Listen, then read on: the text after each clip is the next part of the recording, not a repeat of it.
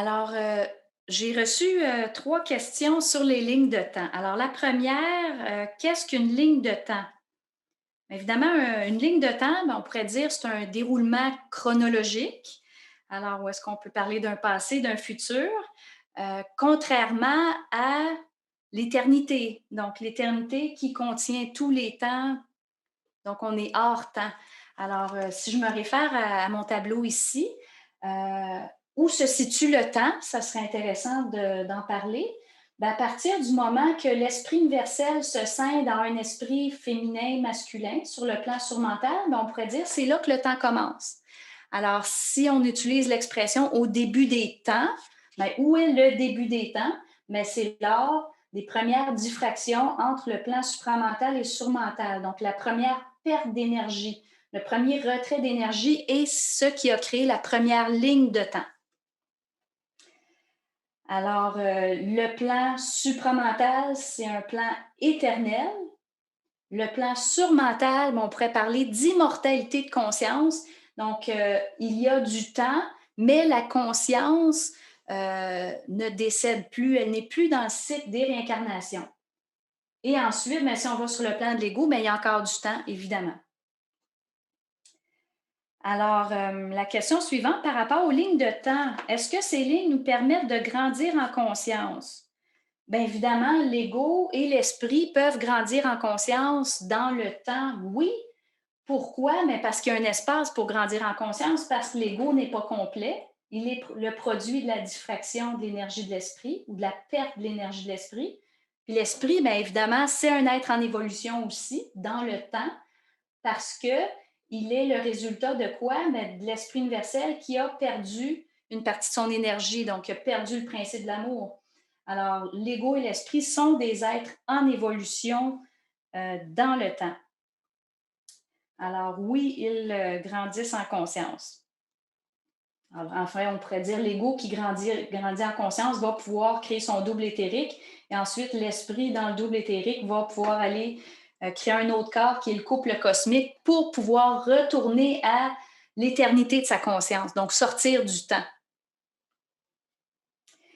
Et la troisième question que j'ai ici, existe-t-il des points de rupture dans ces lignes de temps? Donc, évidemment, il faudrait aller voir c'est quoi la définition de rupture, mais je pourrais vous en donner une qui serait facile à comprendre. C'est comme dire, dès qu'il y a diffraction, je vous ai dit, il y a création d'une ligne de temps. Alors, on crée une première ligne de temps, donc l'esprit est dans le temps. Puis ensuite, qu'est-ce qui arrive? À chaque fois qu'il diffracte de l'énergie, donc il y a une perte supplémentaire, il y a une autre ligne de temps qui s'ajoute. Donc, plus on vit longtemps de diffraction, mais plus il va y avoir de lignes de temps. Puis combien de lignes de temps est-ce qu'on peut avoir? Mais ça dépend des possibilités. Il y a une loi cosmique que j'appelle la loi des possibles. Si je vous la résume, c'est comme dire tous les possibles doivent se manifester. Alors, l'esprit universel, si on regarde, lui, il a hors du temps. Donc, tous les possibles doivent se manifester. Alors, qu'est-ce qui doit arriver? Bien, il y a une partie de lui qui doit rester comme il est, puis il y a une partie de lui qui doit être différente, qui doit changer, donc qui doit diffracter, donc qui crée un nouveau plan de conscience inférieur, donc le plan surmental, pour générer le plan des esprits. Donc, on pourrait dire, mais cette diffraction-là a généré un possible et des possibles finalement. Donc, toutes les possibilités en fonction des lois du plan surmental vont être mises en exécution. Donc, on pourrait dire qu'il y en a beaucoup de possibilités. Puis après, qu'est-ce qui se produit? Mais la même loi, on va l'appliquer sur le plan de l'esprit. Tous les possibles doivent se manifester. Alors, les possibles, qu'est-ce que c'est? Mais l'esprit a le choix de rester un esprit ou de devenir un ego. Alors, il y a une partie de l'esprit qui reste sur le plan de l'esprit. Il y a une partie qui descend, donc diffraction du principe de l'intelligence. On perd une partie de l'énergie de l'esprit, on se retrouve avec un ego. Puis ensuite, à chaque fois que l'ego diffracte, donc croit une pensée qui n'est pas à lui, qui provient des énergies de sa diffraction, qui nourrissent des entités, qui parlent dans sa tête avec des pensées mensongères, des pensées subjectives. Donc, toute cette charge-là ben, va arriver à l'ego. Puis, à chaque fois qu'il diffracte, ben, on va dire qu'il y a une nouvelle ligne de temps qui va se créer. Alors, on se retrouve avec quoi aujourd'hui? Ben, on se retrouve avec des égos qui habitent sur combien de lignes de temps? Oh là là! À chaque fois que l'ego diffracte, on crée une ligne de temps. Il y a toujours la possibilité aussi qu'il ne diffracte pas. Donc, tous les possibles doivent être vécus. Donc, vous imaginez les millions et les milliards de lignes de temps qui ont été créées jusqu'à aujourd'hui chez chaque ego. Chaque ego. Là, on dit, oh là là, qu'est-ce qu'on fait avec ça aujourd'hui? C'est-tu correct? C'est-tu pas correct? Bien là, on se retrouve en étant un ego sur une ligne de temps. Puis l'évolution de l'être humain, vers quoi ça s'en va? Ça s'en va vers la convergence des lignes de temps. Donc, la descente de la conscience vers la matière pour devenir un ego a créé de multiples lignes de temps. Et lorsqu'il en est prêt, mais l'ego va commencer la voie ascendante, donc la remontée. Donc, c'est dire, bon, ben, on veut que les lignes de temps viennent se recoller ensemble. Comment qu'on fait ça? Ben, en fait, on le fait en processus de fusion avec l'esprit. Donc, toutes les pensées, où est-ce que ça nous amenait à diffracter? Donc, je crois une pensée qui n'est pas réelle, j'y arriverai jamais, par exemple. Ben, si je suis d'accord avec cette pensée-là, je maintiens la diffraction, je crée une ligne de temps. Mais si je suis capable de la rejeter puis de dire non, cette pensée-là n'est pas à moi, c'est que je rentre dans suffisamment d'identité pour commencer la fusion avec mon esprit. Donc, c'est comme dire, si dans toutes mes lignes de temps, mon ego est capable de ne pas subir la diffraction, bien, toutes ces lignes-là de temps, on les converge pour se retrouver sur le plan de l'esprit. Où est-ce qu'il y a déjà moins de lignes de temps que sur le plan de l'ego? Alors, c'est vraiment un processus. Quelqu'un pourrait me dire, ben, prouve-moi que ça marche ce que tu dis. J'aime bien ça, ces genres de questions-là. Prouve-moi ce que tu dis. Euh, vous vivez un déjà-vu. Vous allez à un certain endroit, puis c'est la première fois que vous y allez, mais vous l'avez déjà vu. Vous le vivez comme vous dites, mais c'est comme si je l'avais déjà vécu. C'est exactement la même scène. Ceux qui ont vu le film La Matrice de Matrix, c'est comme le même chat noir qui revient deux fois. Est-ce que c'est le même chat? C'est un peu ça au quoi on est confronté.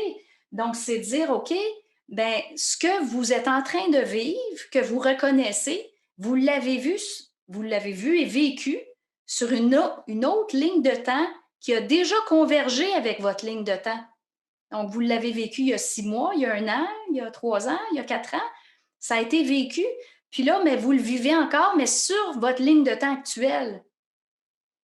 Donc, c'est ce qui crée le phénomène du déjà-vu. Donc, c'est assez intéressant de comprendre cette dynamique-là. Évidemment, il y a toutes sortes d'autres phénomènes plus occultes qu'on pourrait aller voir. Je reconnais un lieu que j'ai vécu dans une vie passée. Là, on n'est pas dans la même définition de convergence de ligne de temps. C'est comme dire, ben, je le reconnais pas, mais je sens que j'ai déjà été ici. Donc là, on est plus dans un ressenti de dire, ben, j'ai vécu ici dans une vie passée et j'y remets les pieds. Ce n'est pas la même chose. Moi, je vous parle vraiment quand on parle de convergence, le déjà vu, c'est que vous l'avez fait, c'est exactement la même scène. Un autre signe que vous vivez des convergences, qu'est-ce que ça pourrait être?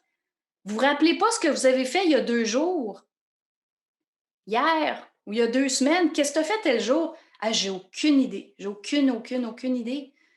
Ben, qu'est-ce qui s'est passé? C'est qu'il y a des lignes qui ont convergé. Puis, par exemple, il y a 4 jours, vous n'avez pas fait la même chose sur les lignes de temps. Il y a différentes possibilités, donc vous n'arrivez pas à vous en rappeler.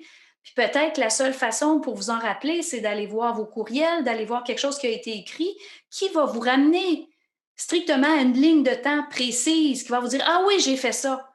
Mais on vous aurait parlé d'une autre ligne de temps. Si, par exemple, votre agenda, on vous avait mis l'agenda de l'autre ligne de temps, vous auriez dit, ah ben oui. Vous auriez dit, ah ben oui, peu importe la ligne de temps qui a convergé, puis les éléments qu'on vous donne.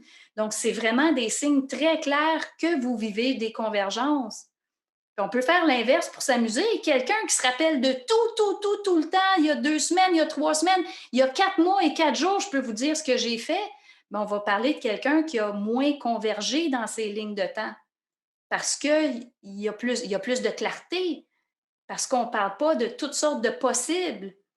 Donc, c'est un peu des mesures puis des façons de comprendre. Aussi, souvent, on va dire, mais plus les êtres humains vont avancer en âge, mais les gens vont dire, ah, mais ils perdent la mémoire. C'est pas qu'ils perdent la mémoire, c'est qu'ils ont acquis une certaine sagesse, ou on pourrait dire une certaine évolution de leur corps, qui permettent à des lignes de converger. Donc, c'est pas des troubles de mémoire qui vivent, c'est un phénomène de convergence. Il faut arrêter de penser nos pensées, puis de penser qu'on oublie.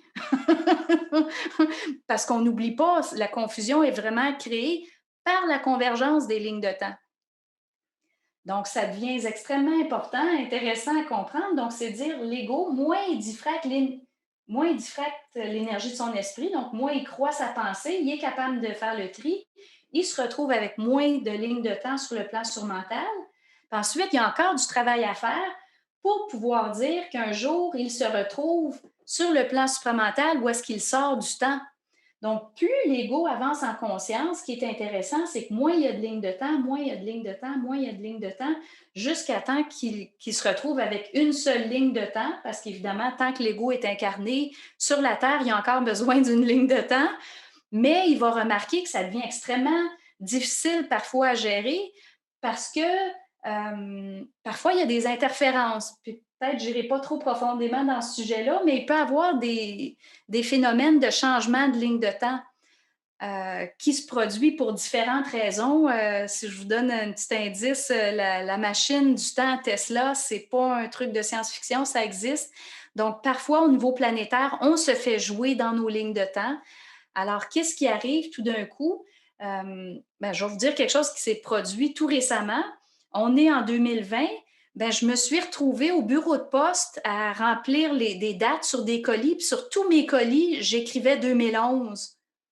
Donc là, j'ai compris qu'il y a eu un phénomène de changement de ligne de temps, puis qu'on était revenu, mais ma conscience n'avait pas encore pris conscience que j'étais revenue en 2020. Puis après ça, j'ai dit, oh là là, j'ai fait une erreur, je vais le corriger. Puis qu'est-ce qui est arrivé? Mais j'ai corrigé pas 2020, j'ai écrit 2021 sur tous mes papiers que j'ai corrigés. Puis j'ai dit, mais voyons, mais qu'est-ce qui se passe? Puis ça m'a pris 3 jours avant de me rendre compte qu'on était en 2020 quand on a fait les changements d'heure au Québec. J'ai réalisé qu'on était en 2020. J'ai dit, aïe, aïe, aïe, mais on se fait vraiment jouer. Donc, il y a des changements de ligne de temps qui peuvent se faire au-delà de nous, au-delà du phénomène de la convergence. Donc là, ça vient compliquer les choses, ça vient mélanger les cartes un peu. Donc, c'est de dire, OK, mon objectif en tant qu'individu, c'est de ne plus diffracter pour être capable de faire converger mes lignes de temps vers une ligne de temps unique. Mais à chaque fois qu'il y a des interférences planétaires dans les lignes de temps, moi, j'en vis un effet direct. Pourquoi? Parce que je n'ai pas 30 millions de lignes de temps, puis il y en a une qu'on joue avec, mais ça aura peu d'impact. Si j'ai une seule ligne de temps, puis on se met à jouer avec les lignes de temps au niveau planétaire, l'impact sur moi va être énorme, puis je vais avoir beaucoup de misère à me situer. Donc, moi, c'est un peu, comment dire, c'est ma façon de savoir qu'il y a eu des changements de ligne de temps, tout simplement parce que je suis toute mélangée. Je me dis, oups, ça fait 3 jours que je suis en 2021, mais pourtant, mon ordinateur, mon agenda, tout me dit que je suis en 2020. Donc là, je prends conscience qu'il y a eu un changement, qu'il y a eu interférence euh, dans une visée quelconque. Là, ça, on pourra en parler une autre fois. Mais il y a évidemment des visées là, dans les changements de ligne de temps qui peuvent se produire. Mais le bout important, c'est de savoir si je ne réfléchis pas ma pensée, je vais être capable d'entrer dans le réel de ce qui se passe vraiment dans les lignes de temps. Parce que si je réfléchis ma pensée, je vais dire, ah, mais je perds la mémoire, plutôt que prendre conscience que je viens de converger des lignes de temps. Alors, on voit comment que ça va loin, comment que c'est subtil, le phénomène de la conscience dans le temps. Alors, on s'en va vraiment vers une ligne de temps unique. Chaque être humain qui peut le supporter peut le faire en une et même vie, aller vers une ligne de temps unique. Et lorsqu'il quittera son véhicule matériel, il pourra aller dans le plan de l'éternité de sa conscience, donc dans le plan solaire supramental.